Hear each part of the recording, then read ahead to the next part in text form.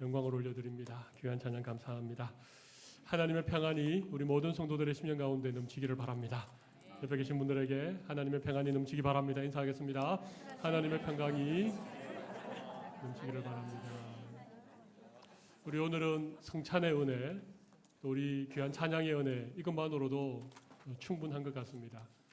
제가 오늘 짧게 말씀을 전하려고 합니다. 우리 오늘 본문도 짧은데 말씀도 가능하면 좀 짧게 그렇게 전하겠습니다. 여러분, 디모데는 사도 바울의 믿음의 아들입니다.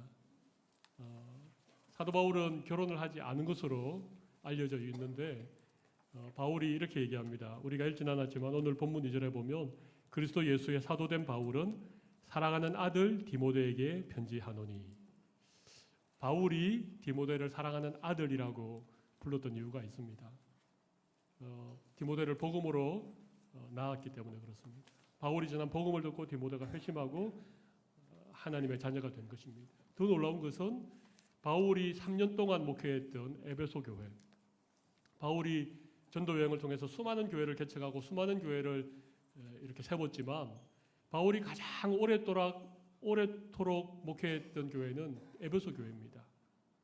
2년 동안 두란노 소원에서 말씀을 가르쳤고 또 총 3년 동안 밤낮 쉬지 않고 눈물로 가르쳤던, 훈계했던 교회가 에베소 교회입니다.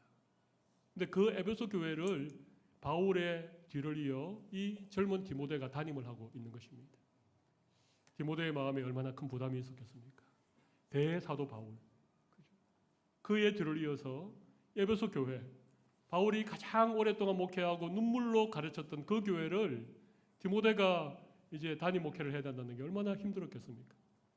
마치 위대한 지도자 모세가 죽고 난 다음에 여호수아가 이스라엘의 지도자가 되었을 때 하나님께서 여러 번 여호수아에게 두려워하지 말라, 놀라지 말라, 내가 너와 함께 하겠다, 그렇게 말씀하신 것처럼 바울도 이 디모데를 향하여서 오늘 본문 7절에 보면 하나님이 우리에게 주신 것은 두려워하는 마음이 아니다, 그렇게 말씀하십니다. 이 말은 디모데가 지금 여러 가지 두려움으로 어려움을 겪고 있다는 사실을 우리가 짐작할 수 있지요. 그렇습니다. 디모데는 마음에 여러 가지 두려움이 찾아온 것입니다. 그런 디모데를 향하여서 하나님께서 주신 마음은 두려움이 아니라는 것입니다. 아마 디모데는 어떻게 에베소 교회의 사역을 감당할 수 있을까? 사역적인 두려움이 있었을 것입니다. 또 에베소 교회의 여러 성도들, 바울로부터 직접 복음을 듣고 사도 바울에게 가르침을 받았던 그런 대단한 그런 성도들이 에베소 교회 안에 많을 텐데 이 사람들과의 관계를 내가 어떻게 잘 유지해 갈 수 있을 것인가? 그런 두려움도 있었을 것입니다. 디모데는 나이도 젊었을 뿐만 아니라 약간 소극적이고 소심한 성격을 가졌습니다. 그래서 스트레스를 받으면 소화가 잘 안 되는 위장병을 달고 살았습니다. 디모데가 널리 소화가 잘 되지 않고 이게 자주 위장병이 나니까 바울이 뭐라 그랬습니까? 너의 자주 나는 병을 인하여 포도주를 조금씩 마셔라. 그렇게 할 정도로 디모데는 자기 자신에 대해서도 굉장히 두려운 마음을 가지고 있었습니다. 이런 디모데를 향하여서 오늘 사도 바울이 두려움이 아니라 하나님이 우리에게 주시는 것은, 하나님이 우리에게 주시는 마음은 능력과 사랑과 절제, 그렇게 말씀하십니다. 여러분 마음에 혹 어떤 일에 대한 두려움이 있으십니까? 아니면 어떤 사람에 대한 두려움이 있으십니까? 아니면 자기 자신에 대해서 늘 부족해 보이는 그런 어떤 마음의 걱정과 두려움이 있으십니까? 그런 마음이 여러분에게 계속해서 찾아오는 것은 기억하십시오. 결단코 하나님이 주시는 것이 아닙니다. 그러면 두려운 마음은 누가 주는 걸까요? 그렇습니다. 사마귀가 주는 것입니다. 사마귀는 사탄, 마귀, 귀신. 그게 사마귀입니다. 사마귀가 주는 것이 두려운 마음이고 하나님은 우리에게 두려운 마음을 주지 않습니다. 하나님은 우리에게 능력을 주시고 사랑을 주시고 절제를 주십니다. 능력은 특별히 디모데가 부족하지만 나이도 젊지만 바울에 비하면 모자라는 것이 많지만 그래도 그를 에베소 교회의 담임 목회자로 세우신 하나님께서 그 모든 사역을 넉넉히 감당할 수 있을 만한 무엇을 주시겠습니까? 능력을 주신다는 것입니다. 사랑하는 성도 여러분, 하나님이 우리에게 어떤 일을 맡길 때, 어떤 직장을 우리에게 주시고 또 직장 안에서 어떤 일을 하며 중요한 프로젝트를 우리가 맡았을 때, 우리가 살아가면서 우리가 꼭 감당해야 되는 어떤 종류의 일이나 사역이나 또 주님을 위한 그런 귀한 일들을 우리가 감당할 만한 능력이 우리에게 있겠습니까? 없겠습니까? 우리에게 없습니다. 내가 가진 능력으로, 내가 가진 지식으로, 내가 가진 그 무엇으로 내가 어떤 것을 하겠다, 이런 사람들을 일컬어 교만한 사람이라고 합니다. 그렇지 않습니다. 하나님께서 오늘 바울을 통하여 디모데에게 하나님이 너에게 능력을 주심으로 너가 맡은 에베소 교회 담임 목회 그 사역을 넉넉히 감당할 수 있다, 그렇게 말씀하시는 것입니다. 여러분, 모든 능력은 하나님이 우리에게 주시는 것임을 믿으시기를 바랍니다. 우리는 능력이 없습니다. 내가 가진 힘으로, 내가 가진 지혜로 무엇을 할 수 있겠습니까? 그러나 하나님이 능력 주시면 능력 주시는 자 안에서 내가 모든 것을 할 수 있느니라. 사도 바울의 빌립보서 4장 13절의 고백처럼 하나님이 능력 주시면 능력 주시는 하나님 안에서 모든 것을 할 수 있는 그런 은혜가 우리 모두에게 있으시면 좋겠습니다. 두 번째는 사랑의 마음을 주신다고 합니다. 여러분, 사실 이 에베소 교회 안에는 여러 부류의 사람들이 있었고 복음을 반대하는 사람들, 또 바울이 가르쳤던 그런 진리를 떠난 자들도 많이 있었습니다. 우리 디모데후서 바로 뒷장인 디모데후서 2장 17절 18절 보면 제가 간단하게 읽어보겠습니다. 망령되고 헛된 말을 버리라. 그들은 경건하지 아니함에 점점 나아가나니 그들의 말은 악성 종량이 퍼져나감과 같은데 그 중에 후메네오와 빌레도가 있느니라. 이 후메네오와 빌레도는요, 에베소 교회 안에 있는 성도 가운데 한 사람이었는데 그들은 마치 악성 종량이 퍼져나가는 것처럼 그 에베소 교회 안에 악한 것들을 퍼뜨리는 사람이었습니다. 그런 사람이 있다는 것입니다. 디모데는 그가 목회자였기 때문에 에베소 교회를 담임하는 입장이었기 때문에 모든 성도들을 다 사랑하고 다 아끼고 다 말씀으로 양육해야 될 그런 자리가 디모데의 자리였습니다. 그런데 어떻게 이렇게 악한 종량과 같이 악한 말을 퍼뜨리고 거짓을 일삼고 다른 사람을 험담하고 다른 사람을 괴롭히는 이런 교인들까지 디모데가 사랑할 수 있겠습니까? 디모데가 그만한 인격이 되겠습니까? 그렇지 못할 것에 대해서 디모데가 두려워하는 것을 바울은 알았습니다. 그래서 바울은 디모데에게 이렇게 말합니다. 하나님이 주신 것은 두려움이 아니라 하나님이 주신 건 사랑의 마음이라고 말하는 것입니다. 여러분, 하나님이 주시는 사랑의 마음이 우리에게 있으면 우리가 모든 사람들을 품고 그들을 용납하고 그들을 사랑할 수 있습니다. 고린도전서 13장 7절 말씀을 한번 보여주시죠. 우리 같이 한번 읽어볼까요? 모든 것을 참으며 모든 것을 믿으며 모든 것을 바라며 모든 것을 견디느니라. 고린도전서 13장은 무엇에 관한 말씀입니까? 사랑이죠, 그죠? 사랑은 모든 것을 참고, 사랑은 모든 것을 믿고, 사랑은 모든 것을 바라고, 사랑은 모든 것을 견딘다는 것입니다. 하나님이 우리에게 사랑의 마음을 부어주시면 사랑으로 모든 것을 이겨낼 수 있는, 모든 것을 견뎌낼 수 있는 그런 하나님의 은혜가 우리 가운데도 임하시기를 간절히 바랍니다. 혹 여러분들도 어떤 사람 때문에 힘드십니까? 대인관계에 어려움이 있으십니까? 하나님께서 사랑의 마음을 우리에게 허락해 주시면 좋겠습니다. 또 한 가지는요, 절제입니다. 절제. 절제하는 마음을 하나님이 주신다는데 이 절제는요, 자기를 훈련시키는 것을 말합니다. 그러니까 디모데는요, 좀 소심하고 유약하고 이런 성품을 소유하고 있었는데 하나님이 디모데를 계속해서 절제하는, 자기를 훈련하는 그런 은혜를 주심으로 디모데가 계속 스스로를 이렇게 긍정적으로 바라보고 스스로를 잘 훈련하여서 정말 좋은 신앙의 인격을 가진, 또 훌륭한 지도자로서의 리더십을 가진 그런 사람으로 세워가는 그런 하나님의 은혜가 바로 절제하는 마음이라는 것입니다.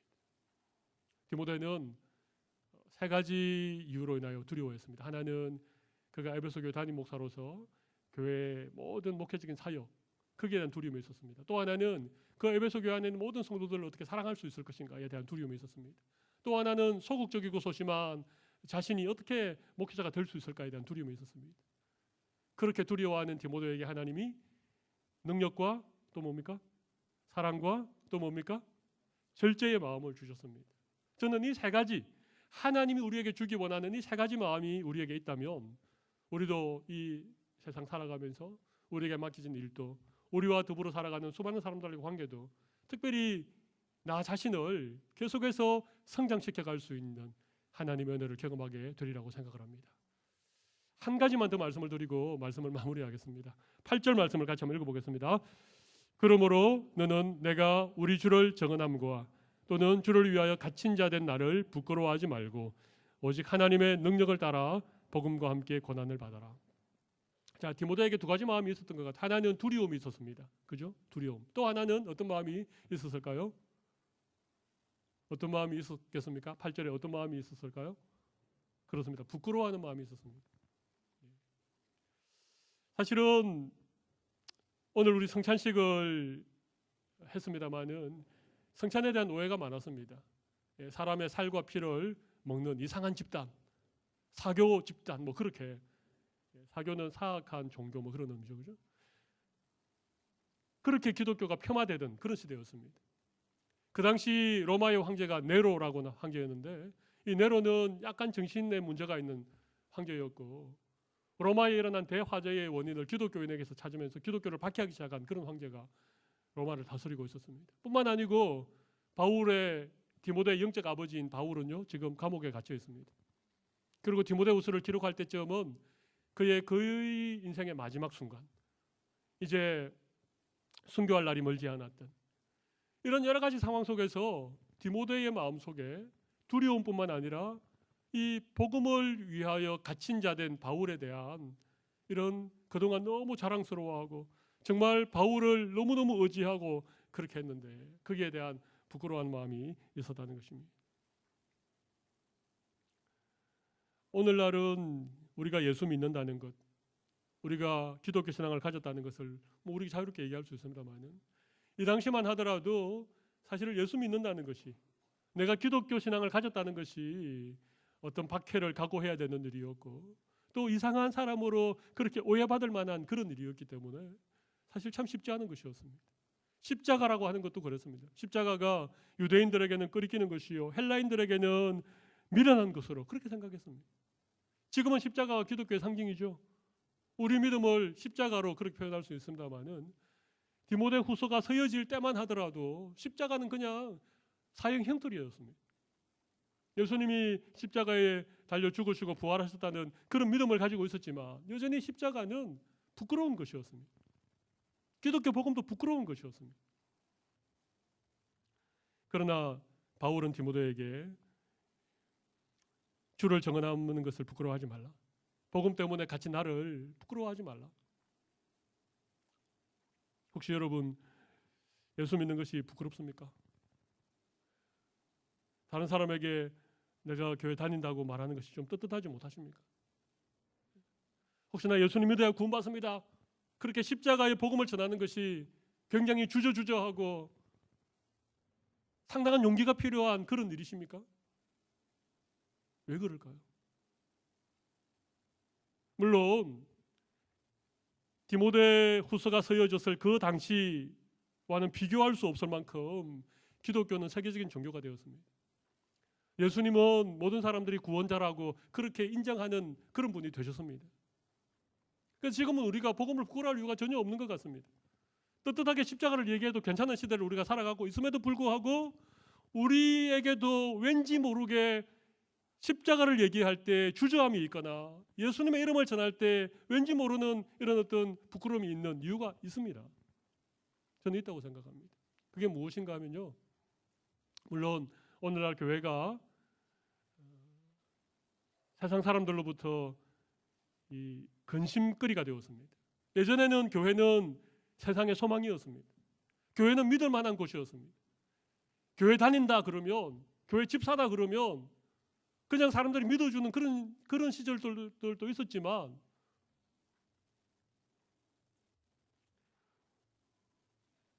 요즘은 좀 그렇지 않은 것 같습니다. 복음에 문제가 있어서 그런 것이 아니라 복음을 제대로 살아내지 못한 우리들에게 문제가 있기 때문에, 교회 지도자들에게, 열심히 신앙생활하는 성도들에게 뭔가 부족함이 있기 때문에 예전만큼 교회가 세상으로부터 신뢰를 받지 못하는 시대를 살고 있는 것이 사실입니다. 그러나 그것 때문에 부끄러운 것이 아닙니다. 진짜 부끄러운 이유가 있습니다. 오늘 본문 8절을 잘 읽어보면 바울은 이런 얘기를 합니다. 주를 위하여 갇힌 자 된 나를 부끄러워하지 말고, 그 다음 말씀이 중요합니다. 오직 하나님의 능력을 따라 복음과 함께 고난을 받아라. 이유는요, 복음과 함께 고난을 받지 않기 때문에 복음이 부끄러운 것입니다. 예수 믿고 복 받고, 예수 믿고 좀 잘 되고, 예수 믿고 출세하고 성공하는 것에만 온통 우리의 마음이 가 있기 때문에 우리에게 복음이 부끄러운 것입니다. 여러분, 혹 예수 믿는 것 때문에 여러분 손해 보신 일이 있습니까? 내가 믿는 그 복음 때문에 여러분이 좀 수고하고 헌신하고 희생하는 것이 있으십니까? 복음과 함께 고난 받는다라고 하는 그런 부분이 여러분의 삶에 조금이라도 있으십니까? 만약 그러시다면, 여러분이 진짜 복음과 함께 고난을 한 번이라도 받아보셨다면 복음은 나에게 부끄러운 것이 아닙니다. 부끄러운 것이 될 수 없습니다.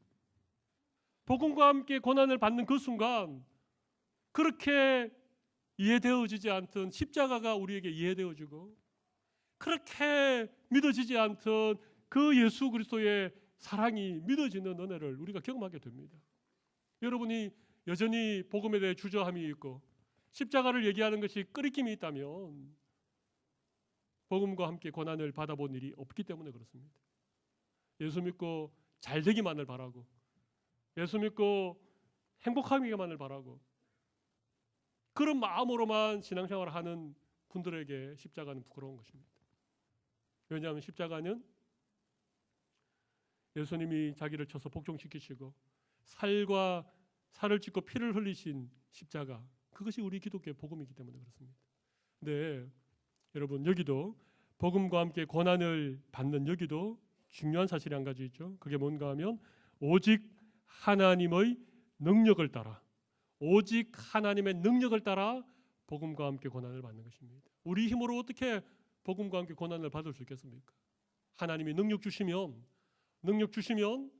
기꺼이 복음과 함께 고난을 받는 그런 우리 성도들의 삶 가운데 하나님께서 더 이상 복음이 부끄럽지 않는, 더 이상 주님을 위하여서 내가 손해보는 것이 부끄럽지 않는, 내가 주님을 위하여서 시간을 드리고 물질을 드리고 내 삶을 드리는 것이 더 이상 부끄럽거나 더 이상 주저하거나 그렇지 않은, 그것이 너무 영광스럽고 이 세상의 그 어떤 것과도 비교할 수 없는 그런 하나님의 은혜가 되는 그런 삶을 우리가 살아갈 수 있을 것입니다.